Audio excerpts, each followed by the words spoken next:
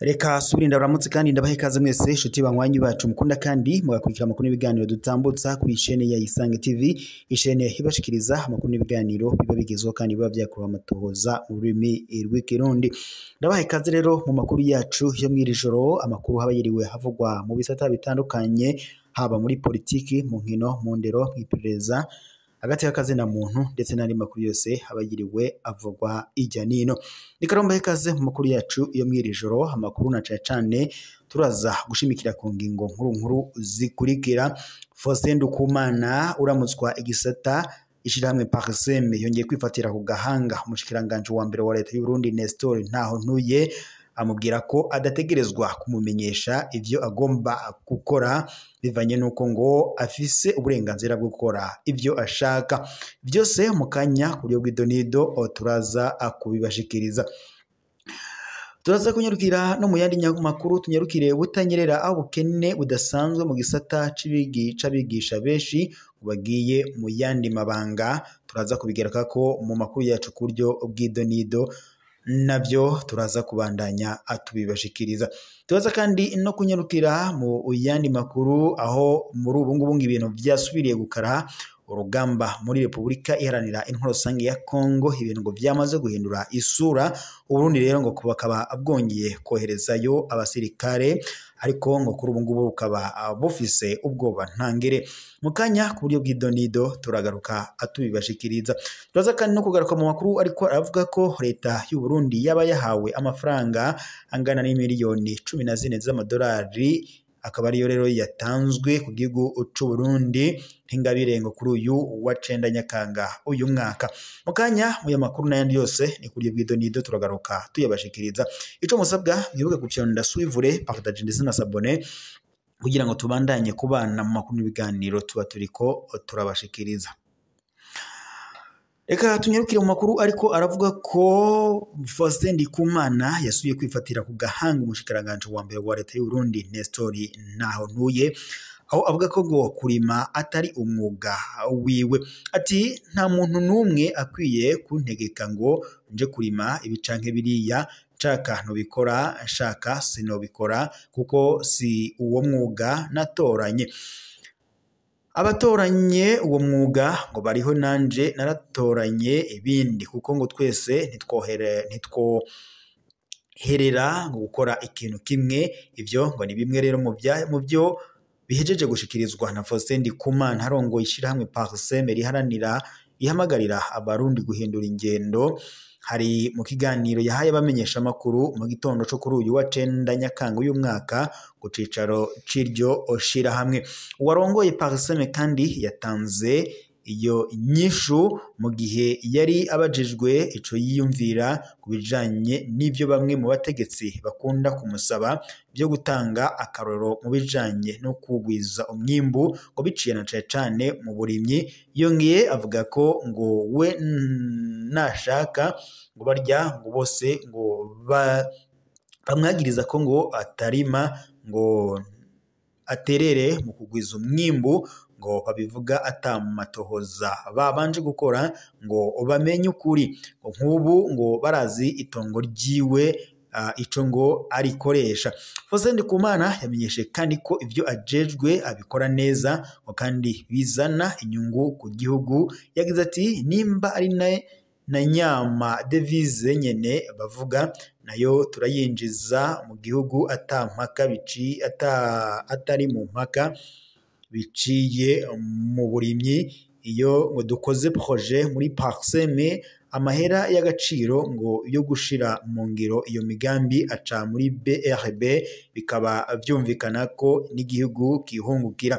Wa 14 Nyandagaro w'umwaka mu kiganiro cari catunganijwe ni Banki Nkuru y'Igihugu kugira ngo hirwe ingene ubutunzi bw'igihugu ngo kwiyongera, Nestor Ntahontuye umushikiranganje wa mbere wa leta y'u Burundi yari yasabye Faustin Ndikumana na mugenzi we ari we Gabriel Rufyiri kwerekana ibipimo vy'ikawa bamaze gutera kugira ngo bashikirize ubutunzi bw'igihugu ngo basahirize ubutunzi bw'igihugu narirya ngo amafaranga bayaronka. Kuri ubu ngubu rero Faustin Ndikumana yaciye yifatira ku gahanga Nestor Ntahontuye amubarira ko atagomba kugenzura ibyo abariko arakora. Naho muri Repubulika Iharanira Intwaro Rusange ya Kongo, urugamba muri Kongo ngo rwasubiye guhindura isura. Ihuriro AFC ndetse na M23 rihanganye n'ubutegetsi bwa Repubulika Iharanira Intwaro Rusange ya Kongo riratangaza ko ngo uruhande bahanganye rugizwe n'abarimo FARDC n'ingabo z'u Burundi FDNB bagabye ibitero byagutse biri ngo gutegurirwa mu bice birimo ibujumbura. Iri huriro kandi ryatangaje ibi bibinyujije mu itangazo ryashizwe hanze n'umuvugizi waryo Lawrence Kanyuka. Yavuze ko ibi bitero ngo byatangiye kuva mu gitondo cya kare kuri uyu wa mbere. Lawrence Kanyuka kandi yavuze ko kuva mu masaha ya kare kuri uyu wa mbere tariki y'igenekerezo rya 8 Nyakanga uyu mwaka, abarwanyi bishize hamwe mu butegetsi bagizwe na FARDC, FDLR, Mayimayi, Wazalendo, Abancacuro ndetse n'igisirikare c'u Burundi bagabye ibitero mu buryo bwagutse ku birindiro byose bya M23. Lawrence Kanyuka kandi yakomeje avuga ko ibi bitero ngo biri gutegurirwa muri Uvira ndetse n'Ibujumbura, biri kugabwa mu bice bituwemo cyane n'abaturage, biri bwo kwifashishwamo intwaro zikomakomeye nka drone, indege z'intambara zitagira abapilote. Lawrence Kanyuka kandi asoza agaragaza ko ihuriro AFC ndetse na M23 ridashobora kwihanganira ayo marorerwa ari ngo gukorwa mu ruhande bahanganye ngo yo kwivugana bamwe mu banyekongo. Yagize ati M23 irahamiriza abenegihugu n'umuryango mpuzamakungu ko yiyemeje ubushake budasubirwaho bwo kurinda abaturage b'abasivile ndetse no kubarwanaho ndetse no kuburizwamo ibitero byose isoko aho bituruka. Naho ayandi makuru, amafaranga angana n'imiliyoni 14 z'amadolari niyo yahawe igihugu c'u Burundi ingabire kuri uyu wa 9 Nyakanga uyu mwaka, biciye mu bushikiranganje bw'imigenderanire biciye mu bushikiranganje bw'ikigega ca leta, ibanki ijejwe iterambere rya Afrika BAD, ishiramwe mpuzamakungu ryitaho amagara y'abantu ku isi OMS, hamwe ndetse n'ishirahamwe UNICEF, bombi bateye umukono ku masezerano y'ingabire yahawe igihugu c'u Burundi. Mu ijambo ryiwe umushikiranganje w'ikigega ca leta y'u Burundi Alain Ndikumana yashimye iyo ngabire yatanzwe, ngo akaba ndetse yamenyesheje ko leta y'u Burundi isanzwe ifitaniye imigenderanire myiza ni banki ijejwe iterambere rya Afrika, hatibagiwe ngo nayo mashirahamwe yandi nka OMS ndetse na UNICEF. Yabandanije amenyesha ko iyo ngabire ngije kubandanya ifasha ku migambi ya leta gufasha abahuye ngo nibiza vy'amazi aheruka gutera abegereye ku nkengera z'ikiyaga Tanganyika, ndetse ngo akazobasahiriza abenegihugu begeranirijwe mu masite atandukanye ari naho ngo mu gihugu c'u Burundi. Nayo Pascal Yambilene yaserukiye BAD muri ivyo birori mu ijambo ryiwe yamenyesheje ko banki ijejwe iterambere rya Afrika BAD izohora iba hafi y'igihugu c'u Burundi mu gutsimbataza iterambere ndetse no mu gushigikira Uburundi ngo mu migambi yose buzoba buriko burakora nk'igihugu. Nayo abari baserukiye ivyo bisata ni France Bene yari yaserukiye ishirahamwe UNICEF, hamwe ndetse na Dogiteri Issa Diallo yaserukiye ishirahamwe OMS, nkuko tubikura mu vyegeranyo byashikirijwe muri ivyariko birakorwa muri ivyo birori nyene byo gutanga ako gashimwe. Naho muri Repubulika iharanira intwaro rusange ya Kongo muri Uvira ibintu byasubiye guhindura isura nkuko amakuru turiko turakura ku rubuga ariko arabidushikiriza. Muri iri joro ibintu ntago byifashe neza mu buseruko bwa Repubulika iharanira intwaro rusange ya Kongo na cane muri Uvira. Uti biteye bite rero? Abantu batanu bapfuye abandi benshi barakomereka muri mu myiyerekano yo kwiyamiriza General Olivier Gasita wa munani ku Bukavu kwa munani Nyakanga uyu mwaka. Imishamirano ikomeye yaradutse kuri uyu wa mbere mu gisagara ca Uvira Sud Kivu mu myiyerekano yo kwiyamiriza umuzo wa General de Brigade Olivier Gasita. Ubwo amasoko yaho nyene abantu bashika batanu barishwe abandi bashika 20 barakomereka cane inyuma ya kuraswa na FARDC. Igisirikare ca Kongo cariko kirashikiriza abari muri iyo myiyerekano. Biravuga ko kandi urwo rugendo rwari rwateguwe n'amashirahamwe yigenga ashigikiwe na Wazalendo rwabaye mu ntureka zidasanzwe. Abari muri iyo myiyerekano ngo bari bavuye mu makaritiye ya Kavimvira na Karundu basaba ikinjura rya General Gaston ajejwe ibikorwa bya gisirikare mu igendereza ry'igisirikare mu karere ka 33 k'igisirikare. Inyuma yo gukoranira imbere y'ibiro by'igisagara hatangwa icanditswe igice cabo bari mu myiyerekano baciye berekeza ku cicaro gikuru ca FARDC muri segiteri Sokora ya kabiri aho yangariye. Aba FARDC bararashe amasoro ngo kari akajagari kadasanzwe, niko bivugwa n'umwe mu bari mu myiyerekano wavuganye natwe ku telefone. Amakuru atangwa na FARDC avuga ko umwana umwe w'imyaka 12 yapfuye ahitanwe n'urusasu rwatakaye, abantu 9 barakomereka, abasirikare 4 ndetse n'abasivile 5. Sulietona Laegani Kalonji, umukuru wa segiteri operationnel Sokola ya kabiri Sud Kivu, aremeza ko habaye imishamirano ariko akagiriza bake mu bari mu myiyerekano ko ngo bagerageje kubomora urugi rwinjira mu ikambi y'igisirikare.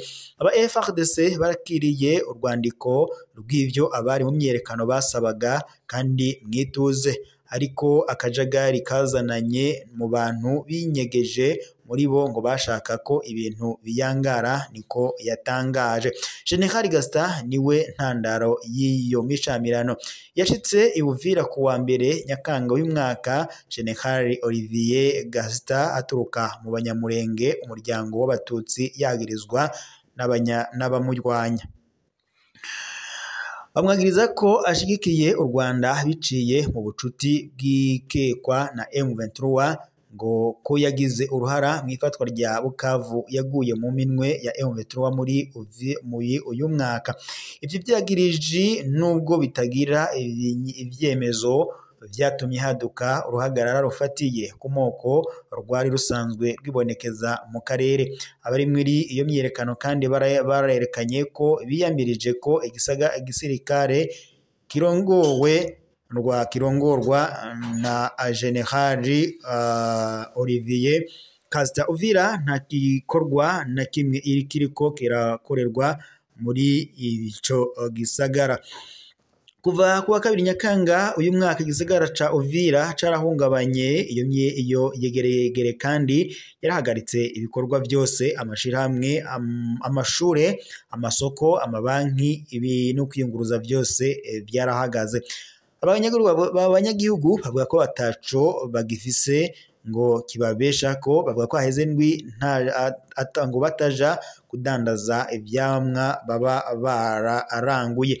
Mwijoro Uvira iba yuzuye ubwoba, ibisasu biturika, inkoho ziraswa, amabi akorerwa abantu batandukanye. Hari umwana umwe w'imyaka 5 yapfuye yahitanywe n'igerenade yaturitse mwijoro ryo kuwa 6 Nyakanga uyu mwaka rishira wa 7 Nyakanga uyu mwaka. Indyane z'amoko n'amabi akorerwa Abanyamurenge. ibishinga ntahe n'amashirahamwe yi Uvira avuga ko ngo hari ukwiyongera kw'amabi akorerwa abanyamurenge. Inyuruzwa ry'abajejwe umutekano baturuka mu banyamurenge, umusirikare wa FARDC ndetse n'umupolisi umwe. Mw'itangazo ishirahamwe Mutualité de Banyamurenge ryariyamirije isekeza ryo kubiba urwanko ryunyurwa ngo kubwoba n'amajambo ya kwiyamiriza ubwoko n'ivyagirije bidafashe.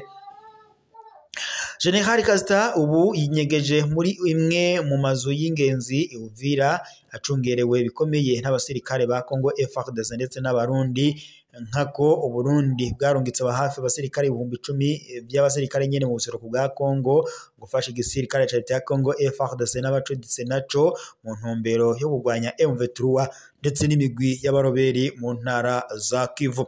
Umukuru w'igihugu ca Congo Antoine Félix Tshisekedi Tshilombo yagerageje kucuro nyinshi guhumuriza agasaba kutitiranya abanyagihugu bavuga ururimi rw'ikinyarwanda n'ubutegetsi bwa Kigali, ariko ubwo butumwa ntibworoshe ngo ko bwumvikana muri ako karere aho ishavu, ubwoba n'inzigo ifatiye ku bwoko bibandanya vyiyongera.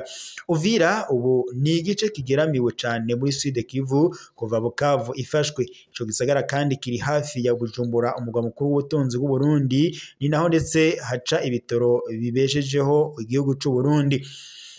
Ukwintureka z'amoko, intambara y'akarere ndetse n'abanyagihugu barushe, Uvira yabaye igipimo c'amabi yo mu buseruko bwa Repubulika Iharanira Intwaro Rusange ya Congo, nk'uko ndetse amakuru ku rubuga nayo abishikiriza. Reka roshimire mwe mwese mwari kumwe natwe mu makuru turabashikiriza yo mw'iri joro, tubaye tuyasozera ngaha. Tuzosubira mu makuru azoba agezweko mu gitondo. Mubandanye mukurikira amakuru n'ibiganiro tuba turiko turabashikiriza 5 kuri 5.